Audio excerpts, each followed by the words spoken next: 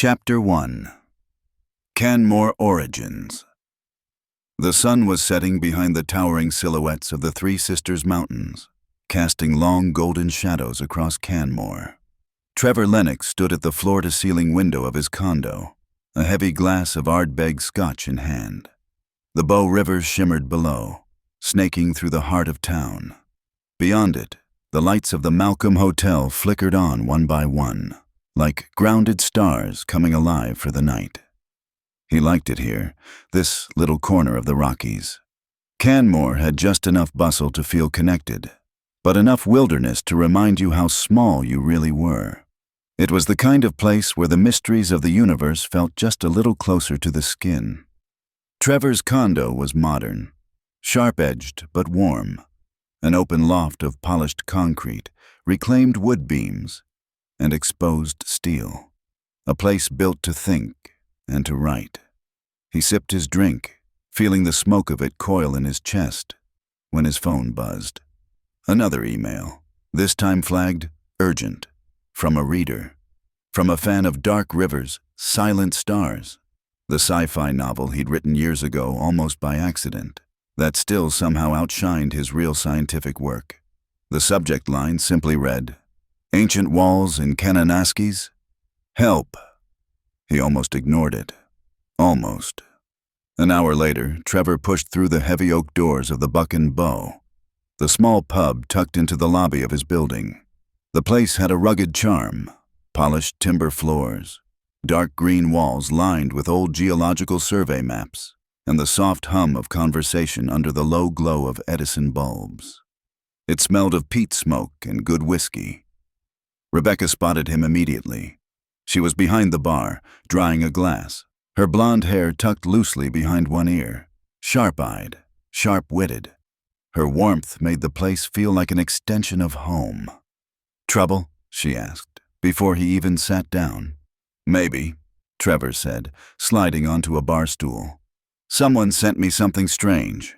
Old stone formations west of here, doesn't match known settlements." Rebecca smirked and set down a fresh bottle of Glendronash, something he liked but didn't usually find on the shelf. "Figured you'd swing by tonight," she said. "Brought this in just for you. Thought you'd need it." "You're psychic," Trevor said dryly. "No," Rebecca replied. "Just know you too well." She poured him a measure, then leaned forward, curiosity flashing in her blue eyes. "Stone formations? Natural or—" Trevor handed her his phone. The photo pulled up, a blurry image of massive lichen-streaked stones half sunk into an alpine meadow, forming geometric patterns that looked too precise for nature. Rebecca frowned thoughtfully. "This is interesting," she said. "That's shale over limestone. That layering's wrong for natural weathering at that altitude." She tapped the screen. "This pattern here, that's a spiral. You don't see that in glacial activity. Too organized." Trevor sipped the scotch, savoring the rich, smoky sweetness. "You think it's man-made?" Rebecca shrugged. "Or not man exactly," she said, voice low. "Whatever laid those stones wasn't following normal tectonic history."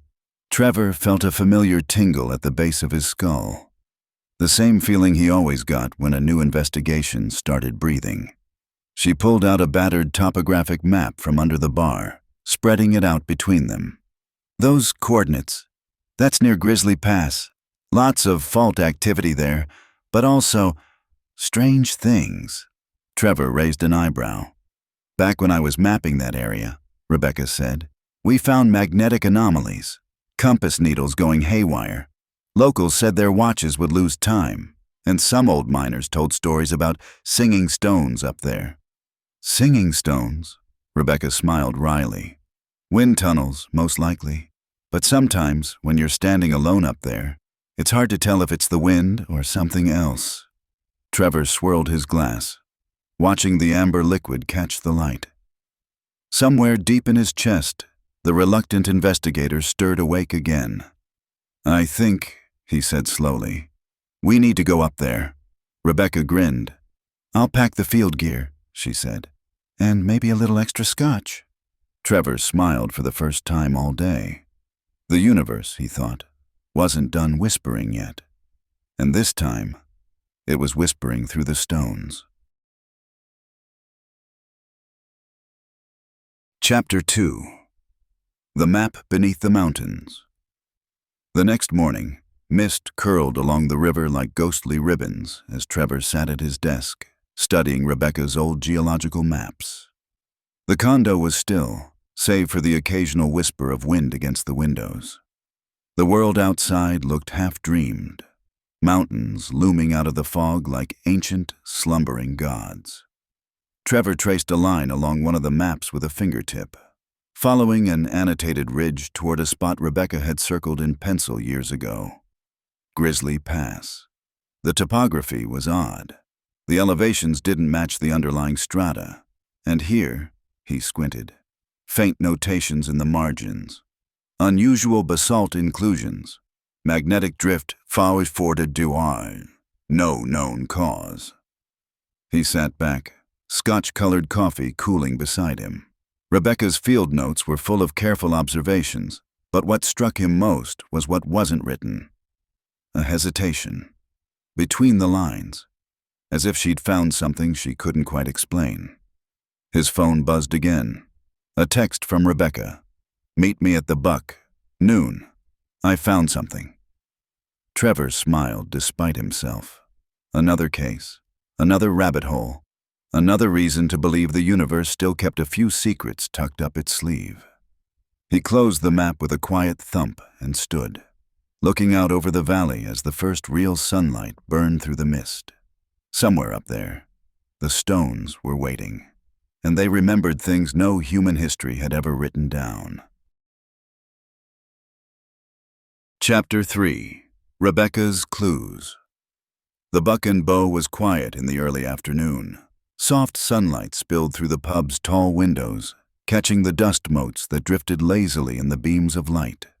The rich scent of aged wood, whiskey, and hearth fire hung in the air like an old song. Trevor spotted Rebecca immediately. She was behind the bar, a battered leather field journal open before her, pen tapping thoughtfully against the page. When she saw him, she smiled, a wry, knowing grin. "I went digging last night," she said as he pulled up a stool. She turned the journal toward him. Inside were rough sketches, stone spirals, fractured basalt outcrops, magnetic lines mapped against mountain passes. But one detail caught Trevor's eye. A cluster of stones arranged into a perfect golden ratio spiral. Not natural, not random. Rebecca leaned closer, voice low. "I think these stone formations predate the Ice Age," she said. "Maybe even humanity itself." Trevor raised an eyebrow. "You're serious?" She nodded. "The oldest layers, they've been pressure tested. They're at least 50,000 years old, maybe older." Trevor stared at the sketch, heart thudding quietly against his ribs. 50,000 years ago. There shouldn't have been anyone here capable of precision engineering, let alone knowing what a golden spiral was. Rebecca tapped another drawing, a lichen-covered stone with deep, eroded carvings. "And this," she said, "isn't any local petroglyph. I cross-checked. It doesn't match indigenous carvings or known glacial scoring." She looked up at him, serious now. "I think we're standing on the edge of something buried a long, long time ago." Trevor's mouth was dry. He swallowed a sip of scotch, feeling the familiar burn. Another mystery had cracked open, and this time, it wasn't just lights in the sky. It was the Earth itself remembering things humanity had long forgotten, and it was calling them back. Chapter 4. Preparing for the Ascent. The next day dawned sharp and clear, a rare gift in the Rockies. Trevor stood in his condo's open living room, packing carefully, topo maps, field notebooks, satellite phone, rugged hiking boots, a weatherproof camera, and a battered backpack that had seen more countries than most people he knew. He moved methodically, every item placed with the calm focus of a man who knew what wilderness could do to the unprepared. Downstairs at the Buck and Bow, Rebecca was waiting. This time she wasn't behind the bar. She wore a lightweight field jacket and cargo pants, her blonde hair tied back under a faded ball cap. Slung across her shoulder was a rugged leather satchel, heavy with instruments and sample kits.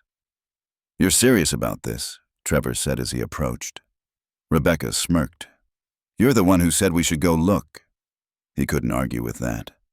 Over a shared coffee in the quiet pub, they went over the plan again. Grizzly Pass was remote, reachable only by an old forestry road and a few hours' hike beyond that. Rebecca had marked possible anomaly zones on the map based on the magnetic drift data she'd dug up overnight.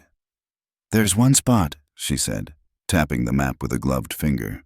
"A clearing here, right at the confluence of two fault lines." Trevor studied it, a shiver crawling up his spine. Everything in him, the journalist, the scientist, even the part that had once imagined alien skies, knew they were walking into something important, and maybe something dangerous. Outside, the mountains waited in perfect silence, their jagged faces gleaming under the rising sun. Time to follow the stones.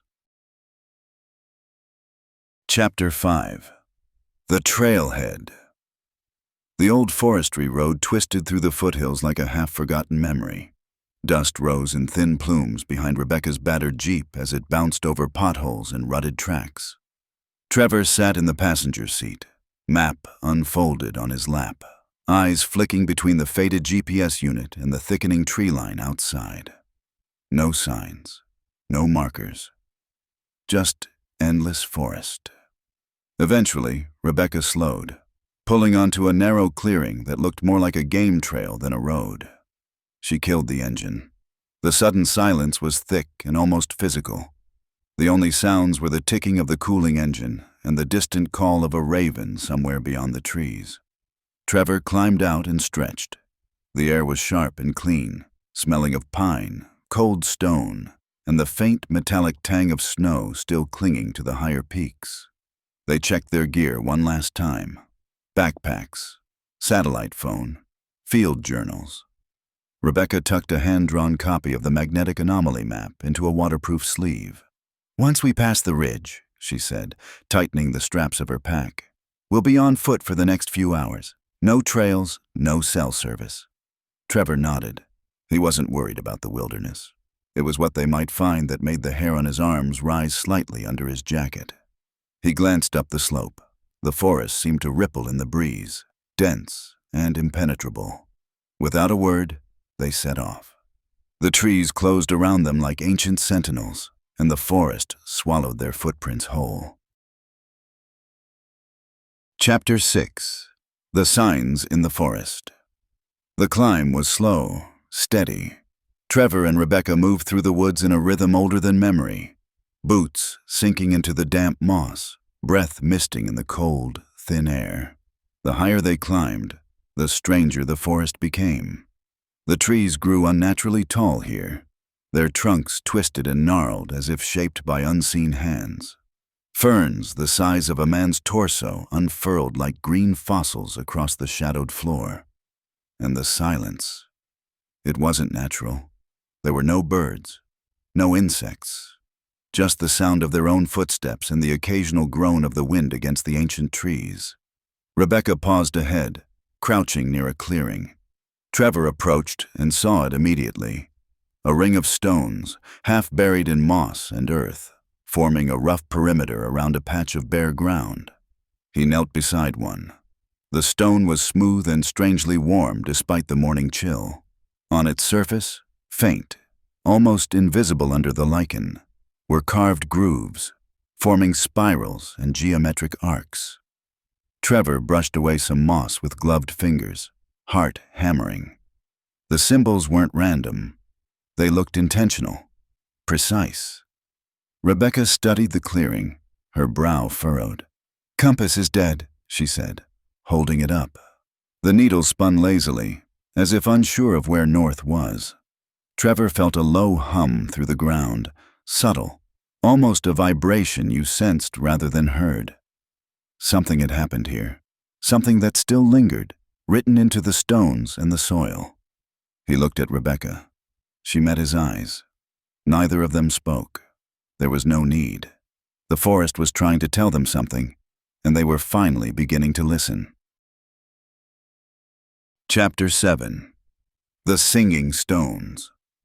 Beyond the circle, the forest seemed to change. The trees grew farther apart, the ground beneath Trevor and Rebecca's boots firmer, almost unnatural, as if a hidden structure lay just below the surface. The mist thickened into low, swirling sheets. Every sound was muffled, swallowed by the heavy air. Then, faintly, came a sound. A hum. A vibration. Trevor stopped in his tracks. The stones were humming. A low, resonant tone that seemed to rise from the very earth itself, vibrating through his boots, into his bones. Rebecca knelt by one of the stones, pressing her hand against the surface. Her eyes widened. "It's real," she whispered. "They're resonating." Trevor stepped closer, and as he did, he noticed something else. The carvings on the stones, spirals, arcs, and strange glyphs, were aligned, facing north. Always north. A pulse rippled through the clearing, soft but powerful, like a heartbeat too large for human ears. Rebecca dug into her satchel, pulling out a small handheld magnetometer. The screen flickered as if struggling against interference, but readings jumped wildly into the red. "Magnetic fields off the charts," she said. They looked at each other, the reality sinking in. This wasn't just an ancient site. It was still active. The stones remembered. The stones sang. Trevor pulled out his field recorder, setting it on the ground to capture the frequencies. A chill prickled along his neck, not from fear, but from the deep, undeniable knowing that they were standing atop something built long before human hands ever touched these valleys. Something that was awakening again. Chapter 8. The Hidden Entrance. The forest trembled faintly around them, or maybe it was just the humming in the stones growing louder, deepening into a low, almost inaudible vibration. Rebecca's magnetometer screeched and died, the screen flickering into static. Trevor pocketed it carefully. Whatever energy was here wasn't playing nice with modern equipment. They pressed deeper into the mist. Ahead, the ground sloped upward toward a small rise, a knoll half swallowed by moss and vines. Something about it looked wrong to Trevor's eyes. Too symmetrical, too smooth. Rebecca knelt again, running her hands over the ground. "This isn't natural," she said under her breath. "Feel this." Trevor crouched beside her. His palm brushed against cool stone, a seam running along the mossy earth, a line, a door, hidden by time. They worked silently, pulling back sodden moss and layers of earth with their gloves. Underneath was a stone slab, fitted with almost surgical precision, etched with the same spiraling glyphs they'd seen on the standing stones. In the center of the slab, barely visible under centuries of grime, was a circular depression. A lock, maybe. Or a keyhole. Trevor wiped the sweat from his brow, heart hammering. Rebecca met his gaze. "Someone built this," she said quietly. Trevor nodded, his voice low and certain, and they didn't want it found. The mist thickened around them like a living thing, and the low hum in the ground pulsed again, slow and steady, like the heartbeat of something waiting beneath. Chapter 9. The Awakening. Trevor ran his fingertips along the cold stone surface, feeling the depth of the spirals carved into the slab. Each line, each curve, seemed almost alive under his touch, humming faintly with energy he couldn't explain. Rebecca crouched beside the circular depression at the center. She pulled out a small metal tool, a geologist's pick, worn from years of use, and gently tapped around the depression, listening. Hollow. There was a space beneath. Trevor's pulse quickened. Rebecca studied the depression, then reached for her pack, pulling out a small, smooth stone she'd pocketed earlier, one that seemed oddly shaped, almost too perfect. It fit her palm naturally, almost inviting touch. Without speaking, she pressed the stone into the depression. For a moment, nothing happened. The forest held its breath. Then, a low rumble, deep and resonant, vibrated through the clearing. The spirals carved into the slab lit up, not with light, but with a faint, almost invisible shimmer, as if something beneath the surface had awakened, responding after untold millennia. The moss trembled. Dust and mist lifted into the air in swirling patterns, and with a groaning sound that seemed older than the mountains themselves, the stone slab began to slide aside, revealing a dark, sloping passage descending into the earth. Trevor and Rebecca stared into the opening, the darkness below thick and absolute.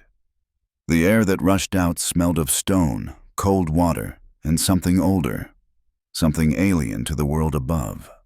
Trevor glanced at Rebecca. "You ready?" he asked, voice low.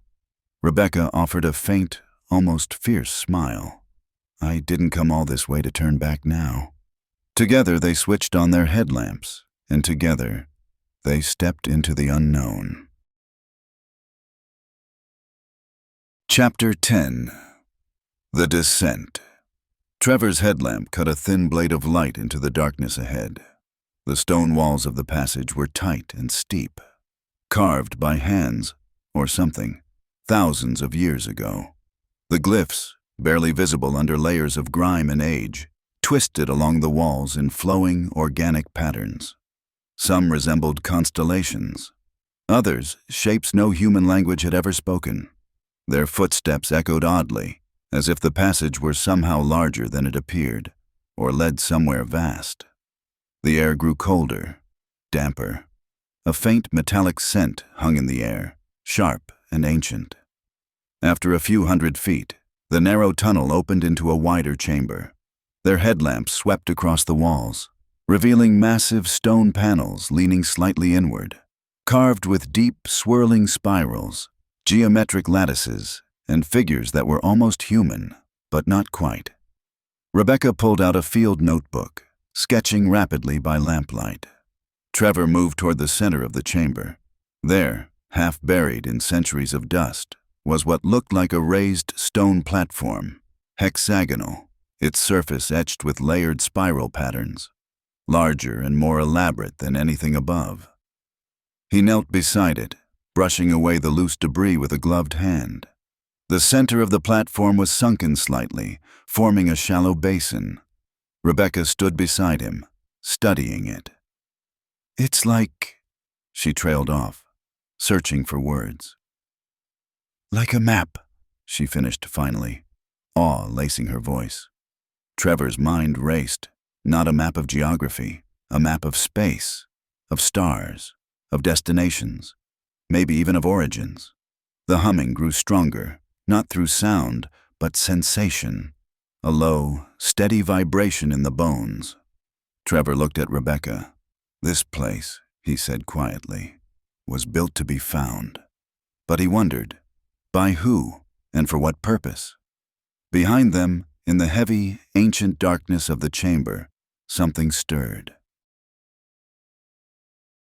Chapter 11. The Sound Beneath the Stone. The vibration in the floor grew stronger, not just a feeling now. It became a sound, a low, thrumming pulse rising from deep below the platform, so deep it was almost at the edge of hearing. It seemed to tug at Trevor's bones, at Rebecca's heartbeat, at the very mist coiling around the chamber. Rebecca froze mid-sketch, eyes wide. "You hear that?" she whispered. Trevor nodded, scanning the walls. The carvings seemed to shimmer subtly under the headlamp beams, not with actual motion, but as if the patterns were reacting, resonating. He moved back toward the edge of the platform. In the center, faint channels carved between the spirals started to glow, not with light, but with a soft, almost gravitational pull, drawing dust, mist, even sound inward. Rebecca placed her hand flat on the stone. For a brief instant, Trevor saw her expression shift, a deep awe, tinged with something like recognition. "This isn't just a map," she said slowly. It's an amplifier, A beacon. As she spoke, the chamber's atmosphere thickened, the air growing heavier, charged, as if an immense storm hovered just beyond sight. Trevor pulled Rebecca back as the stone platform began to rotate, grinding with ancient resistance. The spiral patterns shifted and realigned, forming new configurations, constellations that no longer matched Earth's sky. Above them, unseen mechanisms deep in the rock responded, the low rumble growing into a layered hum, harmonizing in a way that didn't sound entirely natural. Trevor and Rebecca stepped back into the misty darkness, headlamps flickering. The underground wasn't just awakening, it was calling, and something out there might be listening. Chapter 12. The Architects. The swirling energy above the platform twisted and pulsed, forming patterns too complex to follow with the eye. It was mesmerizing, hypnotic. But Trevor fought the urge to stare too long.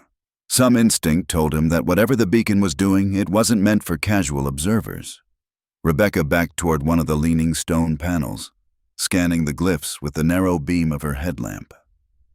"Trevor," she said softly, urgency threading her voice. He joined her, studying where she pointed. Among the spirals and constellations, a new figure emerged. Not like the others. It was humanoid, yes, but towering, elongated. The figure's head was crowned with branching tendrils, almost like antlers or antennae. Its arms were long and delicate, reaching toward a cluster of spirals that seemed to spin even within the carving. But what caught Trevor's breath was this. The figure wasn't depicted standing among the stars. It was seeding them. Small arcs extended from its hands toward the constellation spirals, as if planting something, life, perhaps, across the stars. Rebecca whispered, "They weren't from here." Trevor nodded slowly, the truth heavy and cold in his chest. Not gods, not myths, architects. The swirling beacon brightened suddenly, a soft, harmonic tone building into a vibration that trembled in their bones. Trevor stepped instinctively in front of Rebecca as the patterns in the mist condensed, forming a shape, hazy, humanoid, towering in the swirling air. Not solid, not flesh. A projection, a memory. The architects had left something behind, a warning, or an invitation. The air grew colder, and the shape began to coalesce into clearer lines. It turned its faceless gaze toward Trevor and Rebecca. They weren't alone anymore. Chapter 13. The Memory Transmission. The towering, semi-transparent figure hovered in the swirling mist, composed entirely of faint, bluish energy. Its face had no eyes, no mouth, yet somehow Trevor and Rebecca felt its gaze. Then the vibrations shifted. A pulse rippled outward, passing through them like a soft tremor of soundless thunder. Not painful, but overwhelming in its depth. Trevor stumbled back a step, clutching his head. Images, not seen but impressed upon the mind, flooded his senses. A world bathed in pale blue light.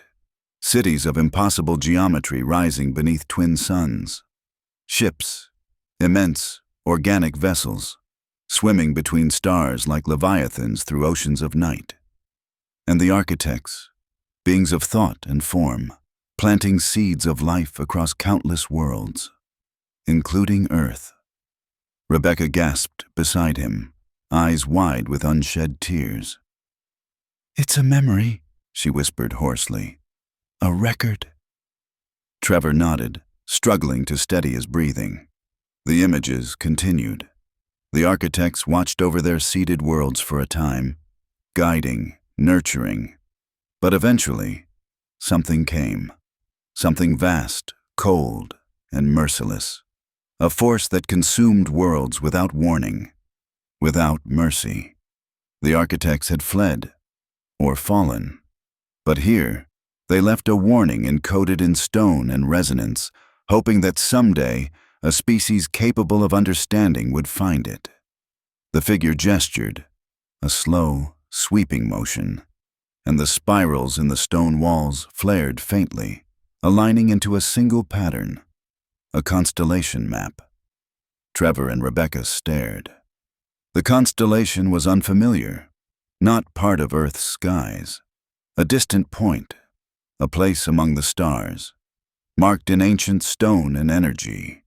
The architects were pointing the way to something left behind, or to something still waiting. The figure's glow dimmed, fading back into the mist. The chamber fell silent once more, but the message hung in the heavy, sacred air. They were no longer just investigators. They were now bearers of a secret too vast to ignore. Chapter 14. Into the Mountains. The next morning, the mountains loomed larger, closer, framed by a cloudless, ice-blue sky. The air was crisp and clean, carrying the faint scent of pine and melting snow. Trevor and Rebecca loaded the last of their gear into Rebecca's Jeep. Heavy-duty packs, field kits, ropes, a lightweight drone for surveying, and several carefully packed notebooks filled with geological data and star maps. Trevor double-checked the satellite phone, slipping it into his vest pocket. Rebecca checked her GPS, the coordinates from the strange email already keyed in. Trevor glanced back toward Canmore, the town small and still in the early morning light. "Last chance to call it off," he said with a half-smile. Rebecca arched an eyebrow. "Not a chance." They drove west, the sun still low, cutting long shadows across the rugged landscape. Pine forests thickened on either side of the winding mountain road. Snow still clung to the high passes, a reminder that out here, nature always held the final word. As they turned off onto an old forestry access track, nothing more than a faint, rutted trail, the Jeep bumped and jostled over the uneven ground. The deeper they went, the more the modern world seemed to fade behind them. Eventually, the trees closed in, the road becoming little more than twin ruts in the earth. Rebecca cut the engine. The sudden silence was almost startling. Trevor stepped out, boots crunching against frost-hardened ground. They were close now, the magnetic anomalies, the old stories of singing stones, and something ancient, something forgotten, waited beyond the next ridge. Trevor adjusted his pack, tightened the straps, and glanced at Rebecca. She smiled, a real, excited grin this time. "Let's go find what's been whispering to you," she said. Together, they started up the narrow trail, swallowed quickly by the endless green of the mountains. Chapter 15. The Singing Stone. The trail grew steeper as Trevor and Rebecca climbed, boots digging into damp moss and loose shale. The air grew colder, sharper, despite the mid-morning sun glinting off distant snowcaps. Birdsong fell away. The trees thickened and then abruptly thinned as they reached a small clearing, a natural bowl surrounded by towering pines, mist drifting lazily along the forest floor. In the center of the clearing stood a single massive stone, taller than a man, streaked with veins of quartz and black iron. Trevor paused, his breath catching. There was something unnervingly deliberate about the way the stone stood, alone and defiant against the encroaching wilderness. Rebecca moved cautiously toward it, her boots crunching softly over frost-laced grass. As she approached, the mist thickened, swirling at her ankles. And then, a sound, a low, thrumming vibration that wasn't heard so much as felt, rising through the ground, through the stone, through the bones. The singing stone. Trevor stepped closer. The surface of the stone was etched with spiral carvings, deep, ancient, worn by time, but unmistakably deliberate. Rebecca pulled out a small handheld meter. Its needle fluttered wildly, unable to find a stable reading. "This isn't magnetic," she said, voice hushed. "It's something else." Trevor pressed a gloved hand against the stone. A deep, resonant tone echoed somewhere inside his chest. Not random, not natural. A signal, a memory. The singing stone was alive, in some ancient, incomprehensible way, and it had been waiting for them. Above the treetops, clouds began to gather, swirling in slow, heavy spirals. Trevor met Rebecca's eyes. The real journey had only just begun. As Trevor and Rebecca stood beneath the gathering mist, the ancient stone humming quietly beneath their touch, they both knew there was no turning back. Whatever had shaped these mountains long before human memory still lingered, etched into the stone, whispering across the ages. The mystery had found them, and somewhere beyond the ridgelines and swirling clouds, deeper truths waited, watching, waiting, calling. And Trevor Lennox, reluctant though he might be, would have no choice but to answer.